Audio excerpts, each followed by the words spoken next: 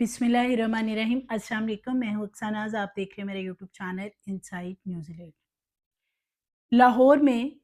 जावेद भट्ट का कत्ल पुलिस के लिए एक मौमा बन चुका है। सीसीटीवी कैमरास उस एरिए के काम नहीं कर रहे थे। क्या वाकई ही उस जगह का चुनाव किया गया जहाँ पे सीसीटीवी कैमरास खराब थे, या कि उन्हें खराब कर दिया गया? आज की वीडियो में आपसे ये शेयर करूंगी। इसके साथ साथ जावेद भट्ट के कत्ल के बाद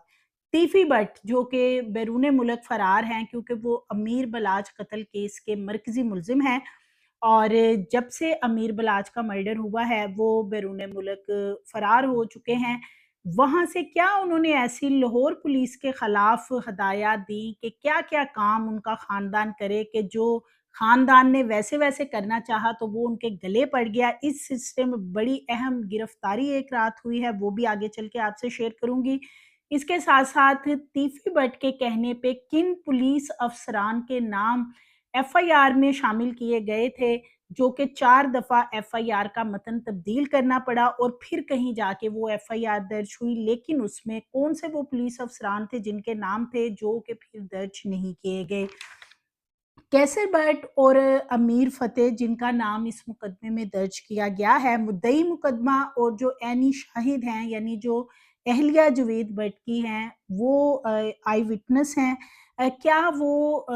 इन तमाम चीज़ों को इन्वेस्टिगेशन में और अदालत में किस तरीके से प्रूव करेंगे कि कैसर भट्ट, लखोडेर और अमीर फ़तेह जो है वो मोटरसाइकिल पे शूटर्स के साथ मौजूद थे? ये तमाम चीज़ें आज की वीडियो में मैं आपके साथ शेयर करने जा रही हूँ। जैसे कि नाज़रीन,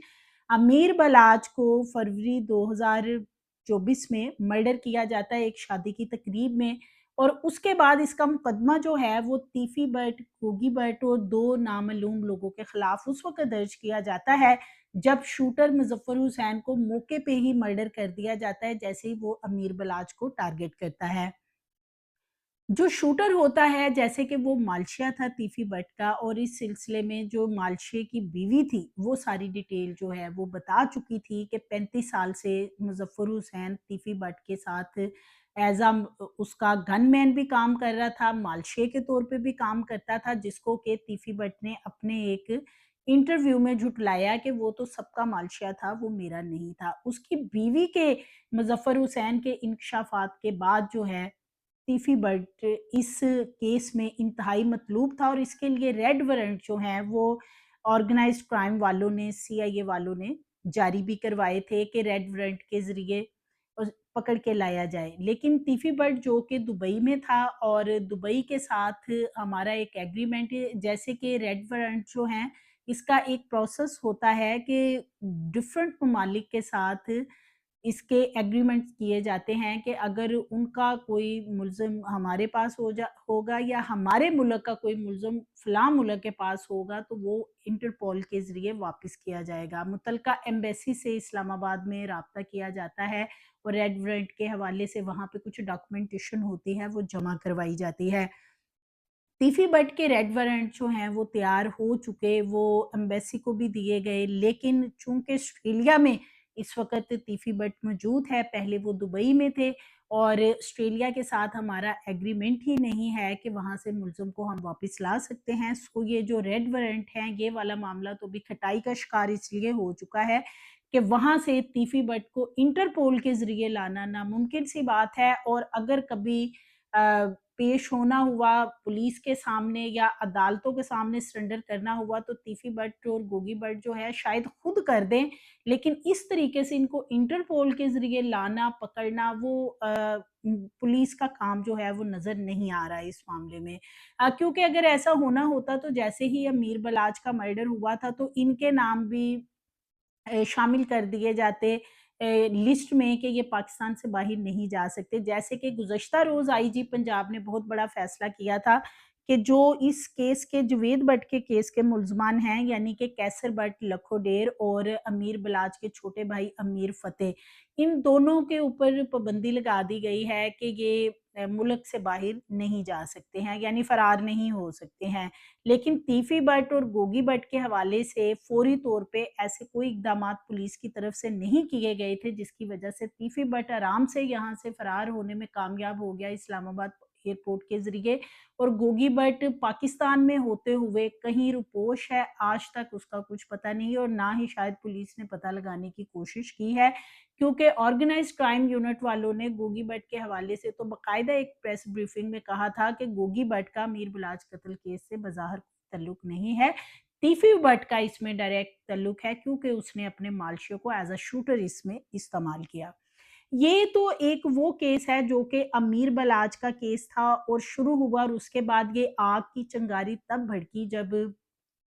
एहसन शाह, जो कि रैकी करता रहा और बहुत ही देरीना उसकी दोस्ती थी अमीर बलाच के साथ, और अमीर बलाच उस पे ब्लाइंड फेथ करता था। सो उसने रैकी की और वो उसकी लोकेशंस और वीडियोस बना के एंटी पार्टी यानी तीफी भट्ट वगैरह को मुहैया करता था, उनसे चोरी मुलाकातें भी करता था, और फिर उसने उसकी सपारी भी 5 करोड़ के हवाले से जैसे पता चला था उठाई और कुछ एडवांस भी लिया। सो ये सारा मामला जो है ये तीफी भट्ट के इर्द-गिर्द घूमता नज़र आता है कि जो मीर बलाच का केस है उसमें मरकज़ी मुल्ज़िम चूँकि तीफी भट्ट है, अब वो जैसे ही जवेद भट्ट उनके बहनोई, जो कि 2 रोज़ पहले लाहौर में उनको बड़े रशी एरिया में मर्डर किया गया, और मर्डर करने के लिए एक ऐसे जगह का इंतखाब किया गया जो कि एक आम बंदा नहीं कर सकता, क्योंकि ये तो किसी इदारे के लोगों को ही पता हो सकता है कि जो सेफ सिटी कैमराज़ हैं वो फलाँ जगह पे चल रहे हैं, फलाँ जगह पे बंद हैं, क्योंकि उनको सारे अपने सिस्टम के ज़रिए पता होता है कि किस जगह पे सेफ सिटी कैमराज़ काम कर रहे हैं और किस जगह पे नहीं कर रहे। सो ऐसी जगह को मुंतखब किया गया जहाँ पे जो कैमराज़ थे सीसीटीवी वो काम नहीं कर रहे थे, और वहाँ पे टारगेट भी बआसानी अचीव कर लिया गया, और जो करीब सीसीटीवी कैमराज़ लगे हुए थे वो चूँकि बंद थे, काम ही नहीं कर रहे थे, वो खराब थे या खराब कर दिए गए या जो भी किया गया, शूटर के ज़रिए ये सारा मामला किया गया। और उसके बाद इस एफआईआर को दर्ज करवाने के लिए अब बताया ये जा रहा है, क्योंकि तीफी भट्ट के जो बड़े भाई हैं उन्होंने कुछ स्टेटमेंट ऐसी गुज़श्ता 2 दिनों में दी जब से जवेद भट्ट का मर्डर हुआ, कि पुलिस ने उनको कल शाम को अरेस्ट कर लिया था। और इस अरेस्ट करने वाली पुलिस में उनको ये जो ख्वाजा अज़हर गुलशन हैं, जो कि तीफी भट्ट के बड़े भाई हैं, इनको ना सिर्फ सीआईए ऑर्गेनाइज्ड क्राइम के लोग थे, बल्कि सिविल लाइन पुलिस जो है इन्होंने मिलके इनको अरेस्ट रात किया, और थाने में इनसे पूछगिछ की गई है इस कत्ल के हवाले से, और इसके साथ-साथ इनको वहाँ पे वार्न किया गया है कि ये जो तीफी भट्ट के कहने पे धमकियाँ लगा रहे हैं पुलिस के आला अफ़सरान को, और इन्होंने कहा था कि जी मैं एक प्रेस कॉन्फ्रेंस करूँगा सीसीपीओ लाहौर के खिलाफ, कि ये जो जवेद भट्ट का कत्ल है इसके पीछे पुलिस के आला अफ़सरान हैं, बाकायदा उन्होंने इस पे नाम लेके इल्ज़ामात आयद किए थे। सो तीफी भट्ट की जो प्लानिंग बाहर बैठे हुए अपने खानदान को की जा रही हैं, वो शायद इनके खानदान के अब गले पड़ना शुरू हो गई हैं, क्योंकि ख्वाजा अज़हर गुलशन को पुलिस ने रात को अरेस्ट किया था और कई घंटे इनको अपनी तहवील में रखा, और रात गए इनको जो है वो उन्होंने बाद में पता किया गया तो पुलिस का बताना था कि उनको छोड़ दिया गया है, और बेसिकली उनसे ना सिर्फ इस कत्ल के हवाले से पूछगिछ की गई, बल्कि उनको वार्न भी कर दिया गया है कि वो पुलिस को इस तरह के मामलात में इन्वॉल्व करके ना तो केस को और इन्वेस्टिगेशन को ख़राब करें, और ना ही पुलिस को इस तरीके से इल्ज़ाम तराशी करें। क्योंकि जब अब बताया जा रहा है, क्योंकि जो ख्वाजा अज़हर गुलशन है, जब इनसे पूछ-गिछ की गई है तो ज़ाहिर है पुलिस का एक अपना तरीक़ाकार होता है, तो तीफी भट्ट साहब जो हैं वो बाहर बैठे हुए इनको वहाँ से पूरी हदायत जारी कर रहे थे कि एफआईआर किस-किस के खिलाफ दर्ज करवानी है, और एफआईआर में उन्होंने बड़े पुलिस अफ़सरान के नाम दिए थे जो कि ऑर्गेनाइज़्ड क्राइम यूनिट के बड़े लोग हैं। जैसे कि सीआईए ऑर्गेनाइज़्ड क्राइम के लोग जो हैं वो अमीर बलाच केस पे काम कर रहे हैं काफ़ी अरसे से, और इसी सिलसिले में उन्होंने बहुत सारे लोगों को अरेस्ट किया, और फिर वो एहसन शाह तक भी पहुँचे। एहसन शाह ने बहुत सारी चीज़ें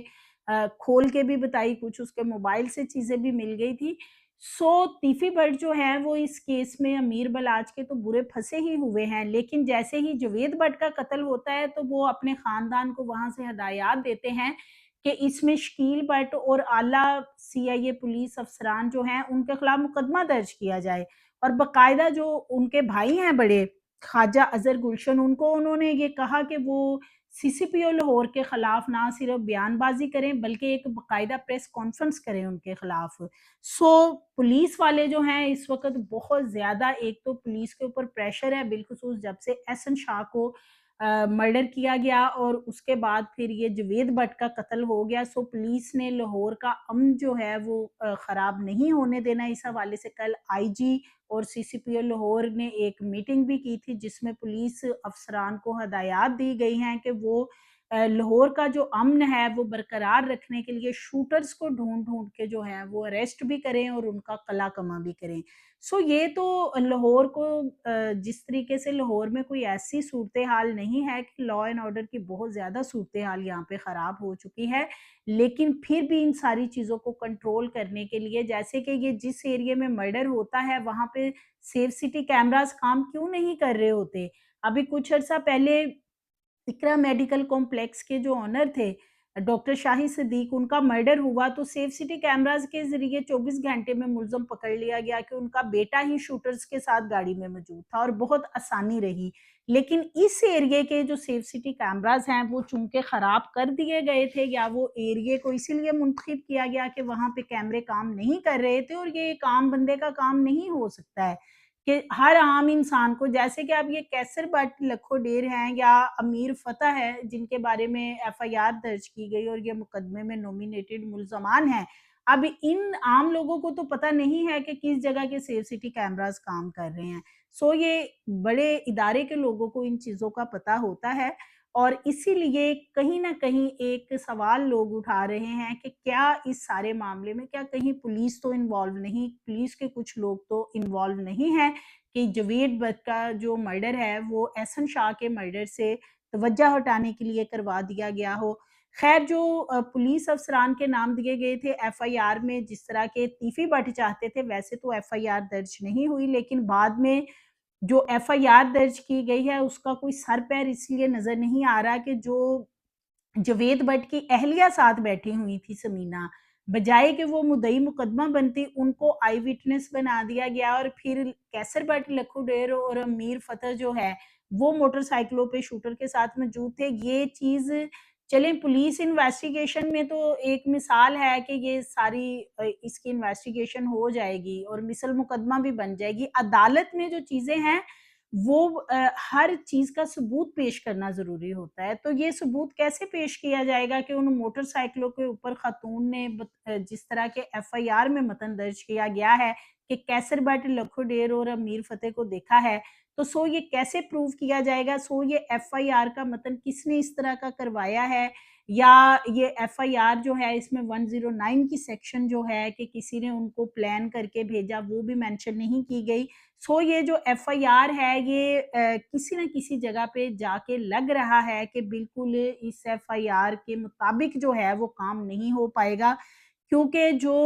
شخص اس میں مدعی مقدمہ بنا ہے وہ وہاں کئی گھنٹے لیٹ پہنچا تھا، یعنی جو حمزہ بٹ ہے وہ کافی دیر بعد وہاں پہ پہنچا، اور اب وہ والا حساب نہیں ہے کہ زبانی کلامی باتیں ہوتی ہیں، اب تو ہر جگہ پہ میڈیا پہنچ جاتا ہے، اور میڈیا کی جو فوٹیجز سامنے آئی ہیں جب یہ مرڈر ہوتا ہے تو نظر آ رہا ہے، دیکھا جا سکتا ہے کہ جو جوید بٹ ہیں وہ گاڑی میں ڈیڈ باڈی ان کی کئی گھنٹے پڑی رہی، اور ان کا بیٹا تو وہاں بہت بعد میں پہنچا ہے، جو کہ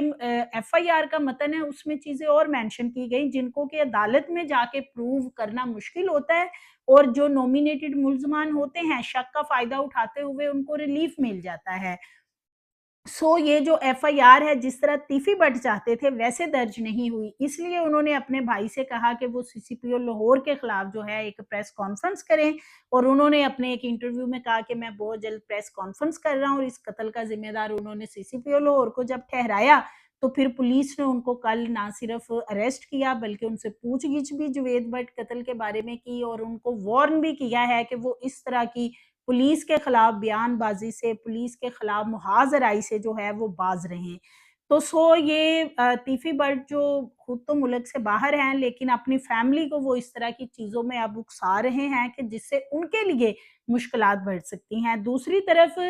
دونوں گروپ جو ہیں، یعنی تیفی بٹ گوگی بٹ گروپ اور دوسری طرف ٹیپو بلاج گروپ، یہ جو لوگ ہیں ان کے جب 2010 میں